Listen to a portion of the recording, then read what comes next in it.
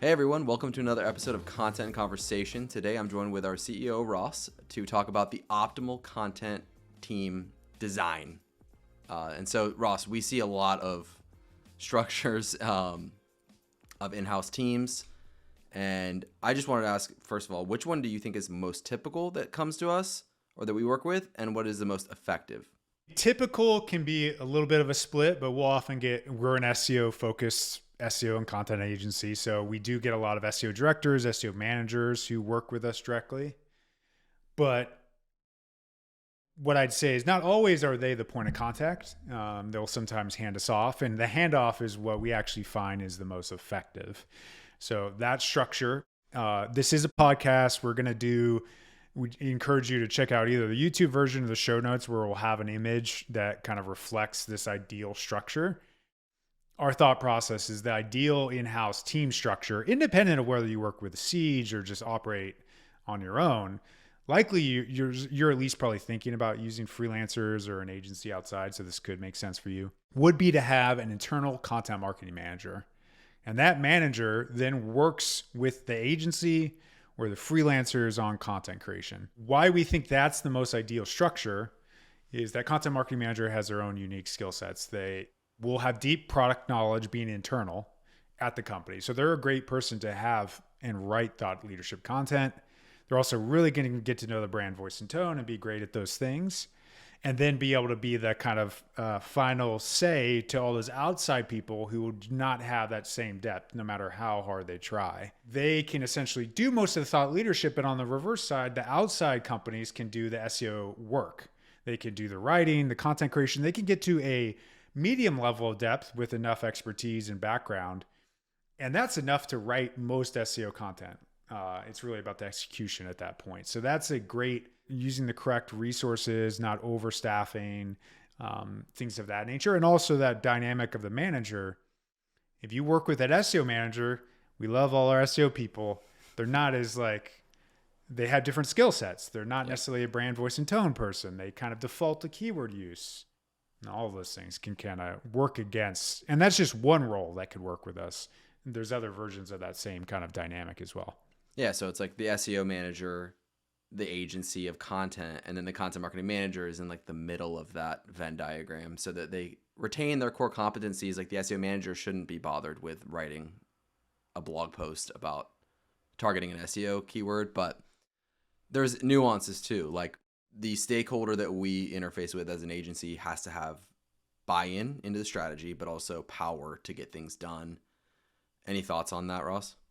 Yeah, that's a great call out that we still love, by all means, that SEO manager to exist, especially at bigger companies. They will help evangelize the SEO work. They can get bigger SEO projects pushed through, site-wide things that are technically blocking performance. That tends to do best internally, so that evangelists with product knowledge and SEO knowledge can help get the things done that are critical. Well, if you just interface with the content marketing manager, or otherwise, maybe it's a content marketing specialist, they might not have the internal cachet to go then get your site-wide blog redesign actually pushed through. And then you end up living on a terrible looking site experience. And everyone wonders at the end of the 12 months why performance wasn't as good as it used to be. Just a random question, but what if there's like the person is working with an SEO agency, like from the technical consulting side, but then they also want to bring in a content partner? Because a lot of people I hear about, they're like, all right, we love our agency that does technical, but they write the worst content.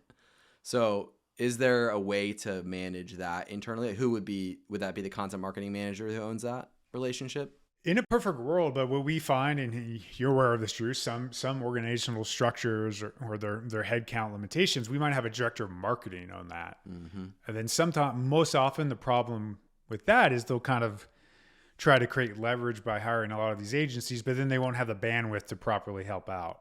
And then they end up like not responding very often or as quickly as they should, or it's short-sighted in the feedback. We actually enjoy a good amount of feedback.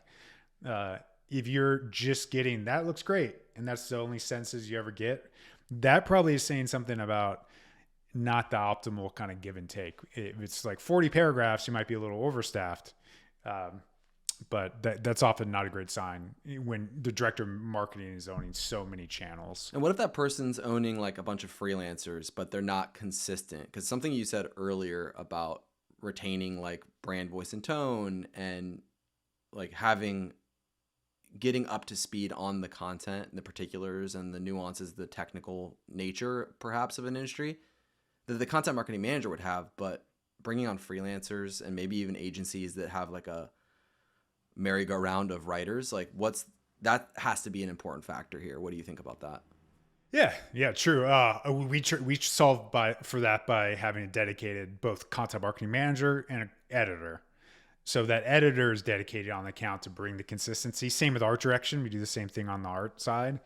And we won't see editors that often internally because it's a full-time headcount for something that they often don't have full-time work for. So leaning on outside sources is generally a good idea there, but making them consistent can hopefully walk that balance where they'll internalize your best practices. And by all means, great documentation is critical here too, like getting those brand voice and tone guides down so people have a place to start from is just huge. But thankfully tools like Grammarly and the like allow that to be more scalable now. So you can write an article in Google Docs and it'll immediately say, don't say link juice, because Siege Media hates the word link juice. That's important stuff. Right. And so I guess like, what is your belief in like the perfect structure? Is it, and I know it always depends on the site, the size of the site, but so you think having an SEO manager own like the website structurally, technically, and then having a content marketing manager own thought leadership, and then maybe an agency owning bottom funnel content, top, even like a full funnel content strategy. What do you think? Yeah, SEO strategy content that tends to not be as thought leadership focused on average just because of the nature of the queries people are doing. And that doesn't mean you can't bring a little thought leadership, but yeah, I do think content marketing manager internally is the perfect ideal. You can have other roles do it. As I mentioned, we've had SEO managers, directors of marketing who are generally too spread thin. Even a CMO temporarily. We've had founders in smaller companies, and they all have trade-offs. But I think that one is a powerful one because most companies, especially SaaS side, will have so many content needs that you should have a content marketing manager, even if SEO is not a channel for you. Like words are very so often a thing, but in e-com, you still need words, of course, but it's just a different kind of content that maybe a manager you're a little more on the fence on. So that might be a little different, but most can argue for that. There's so much copy throughout a site that is just such a useful role.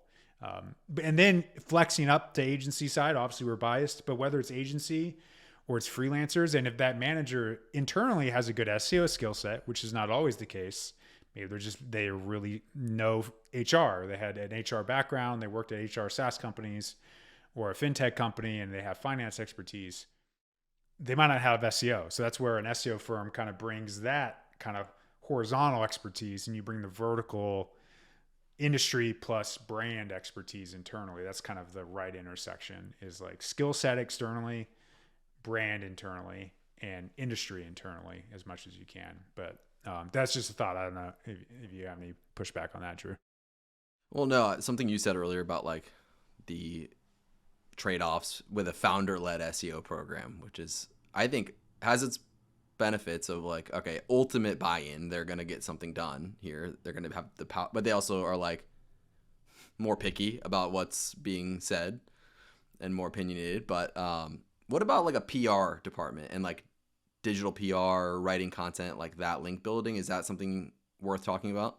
It's interesting, all of this, and I agree on the founder side. Maybe the perfect world is the founder is CC'd on everything, but they don't they don't approve everything, so they have bandwidth to give feedback. So maybe they have the manager, but they're CC'd. That's powerful. Like, yeah, some of those medium-sized startups are like perfect beyond the fact that they're up against entrenched people. But yeah, on the PR side, when they have internal comms team, that's generally a good thing. There's restrictions. You often have to like give a do not contact list or give the pitch list in advance, and that incorporates some friction. But I think it's a good signal when they have internal PR that shows like they care. Same with content marketing managers. That shows like I care about brand in some way. Well, if you only have the SEO, that's probably a reflection that if you look at their website, it kind of reads like a exact match domain, which is maybe not the best. I have a really funny founder-led SEO feedback story. When I first joined Siege 7 years ago, I wrote a piece and you had commented because I had the hyperlink. It was overhanging in the space, and you were like, "What is this?" Like, and I just like the attention to detail I wasn't privy to, and it made me. I will never ever have a link overhang into a space because of that. Oh, you mean like it tracked to the second line, the link on like a headline or something? It like that? tracked to the space before the next word. Oh, got it. Makes sense. We'll include an example in the yeah. show notes. Oh, yeah. I think time. that's a good point. Yeah, that can happen with founders. Like the attention to detail is high. Very high. The contrast can be big. Like I feel like the most critical feedback can often come from those founder people, and like just shut stuff down. And it's happened. We've had to like cut engagements because the founder's idea, or maybe they didn't get the communication correctly.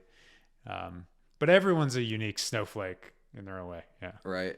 And it's that common like brand versus SEO, even site wide, where you're like, they just want it to be hip and cool because it's like their brand, but it doesn't have anything to do with driving organic traffic via search. So there has to be a middle ground. And maybe that's a point worth bringing up. Like an SEO manager might have a heavy hand on our content. Do you think how do you bridge the gap there? I think that's another good CC relationship, like have them CC'd, like, but at bigger organizations, we'll get handed off and like not even talk to them sometimes. And that's impressive. It's like showing delegation, trust in the agency you're working with. If you know the agency well, that can often make sense at a certain scale. Like you just Healthline as an example, we don't work with Healthline. Publishing hundreds of articles a day, you'd imagine like the director of SEO might not be looking at a lot of those, right? At least in the weeds. But it seems it's a valued thing, but it can be contentious if you bring in an outside SEO firm and you have an internal SEO firm. You just got to make sure you're aligned in philosophy, because if you don't have a philosophy, you can sometimes cause problems, friction. There's some duplication there as well. So like making sure they're emphasizing the right things. Like ideally the in-house person is more technical and working on that side of the ship, while you kind of trust the other side, if it is content, to really go deep there and let everyone kind of be what they're best suited to.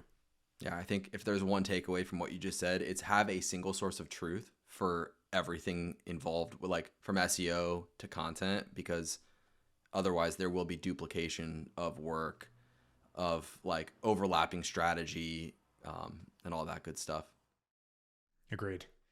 Yeah, the freelancer model, like we briefly touched on it. I do think, and many people mostly do this, they do outsource a lot of freelance or content creation. I think it's like how many hours you need from that. Does it ever flex? And obviously this comes from a biased point of view, but I think most people would agree, and most people are at least working with freelancers in some way, that you would use a manager to then source and work with those people more often. And if budgets scale or kind of compress at times, it's just a fluid solution. Also on design and editing, you got to be a pretty big company to have a full-time designer or full-time editors. We just touched on that's really rare, but to do content well, you probably need both. And web design as well. So it's kind of like that's a perfect agency dynamic. Yeah, every time I'm building a proposal, I'm like, the price point, I'm like, that's a salary, even less than a salary these days. And there's so much benefit to that. And I, of course, bias. I'm like a man with a hammer. Every problem looks like a nail. So I always look at things through like an SEO content lens of like, this is the way to go, agency route. But yeah, Ross, any final closing thoughts about the ideal optimal content team structure? I think we hit most of them. I think this is an interesting topic to get people's feedback on. So hope to see you in the comments or on LinkedIn or Twitter or X.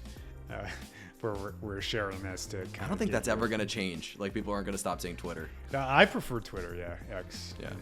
Sorry. So, the optimal name for a social media account with a bird, or it doesn't have a bird, is X. I think that's what we're learning.